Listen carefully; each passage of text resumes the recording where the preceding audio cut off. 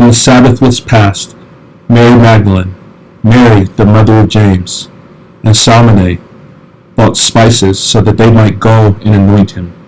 And very early on the first day of the week, when the sun had risen, they went to the tomb. And they were saying to one another, "Who will roll away the stone for us from the entrance of the tomb?" And looking up, they saw that the stone had been rolled back.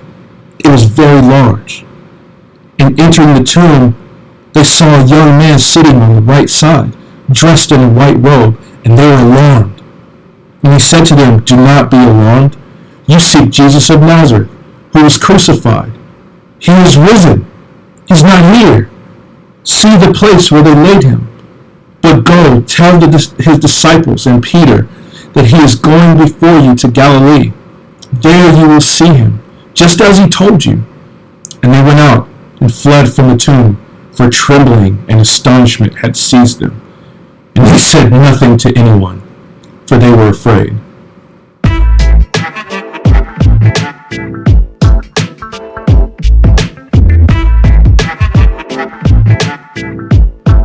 Hey, what's going on, everybody? This is Pastor Shay, aka Chaplain G, coming back at y'all with another word of encouragement for today. So, I just read the account of the resurrection of Christ. That's what today is. Today is all about the fact that death cannot hold God down. God has the mastery over every single thing in all creation, including death itself. We celebrate this time every year to recognize that Jesus, as he walked the earth and he told people, "I am God in the flesh. I want you to trust me because not only do I have power over life, I also have power over death."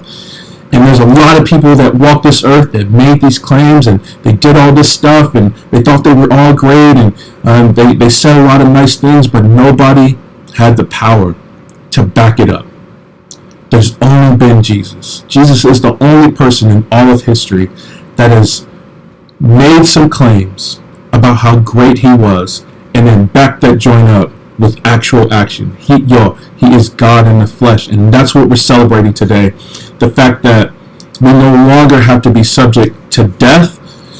It was our payment for the crimes we committed against God. Every single time that we sin, it was like cosmic treason against God. Every single time, whether in thought, word, or deed, everything that we've done that is against God was stacking up on our case.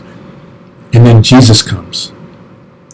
And he says, "For all who believe in me," for every single one of you who believes in me, I'm going to take every single one of your crimes and I'm going to put them on myself. And I am going to step before God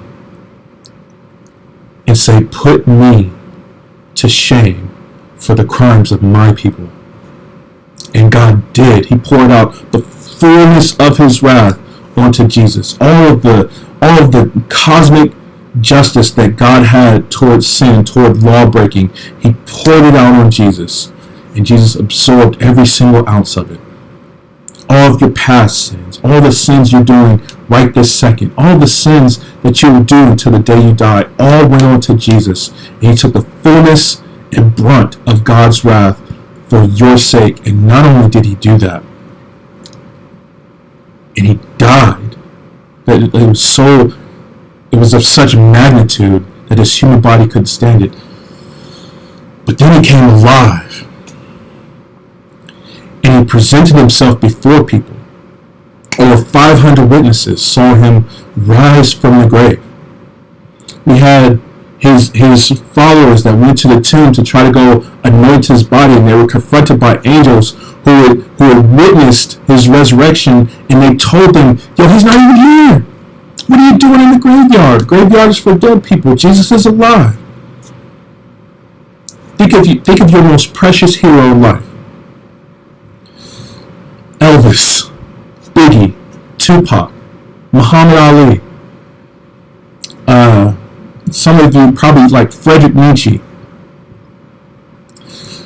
Constantine, the past popes, your grandma and them. All of them, when they died, they stayed in the grave. Jesus is alive. This is the best news that has ever been presented to the entire world. And today's the day to celebrate it. That means there's life after this place. That means all the stuff that we go through, this is not the extent of our human existence. Our human existence is actually meant to be in the presence of God, worshiping Him for all eternity. And Jesus makes that possible. He shifts us from the kingdom of darkness to the kingdom of light. Not just when we get to heaven, but in the here and now. As we live life, we live it indwelt with the power of the Holy Spirit. As Jesus stands before God and advocates us, none of that happens unless Jesus rises from the grave in a real bodily way. All of our old heroes are dead. Jesus is alive. He's not here. He is risen. Yo, happy Easter, man. It's the best news that I could ever give y'all. That's why I wanted to do like a special happy Easter today.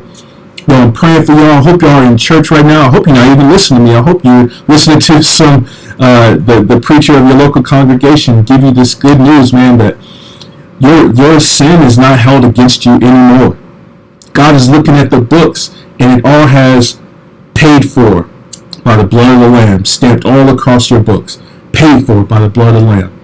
All your thoughts, all your wrongful thoughts, all your deeds that were against God, they're all paid for.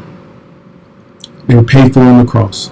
Now Jesus is alive, and not only does He bring Himself alive, He brings all those who believe in Him back to life so that they can enjoy His presence for eternity. Yo, it's the best news ever, man. Please make sure to like, share, and subscribe, man. I love y'all. Hope y'all doing well. Yo, happy Easter. Enjoy your weekend. And yo, until next time, grace and peace.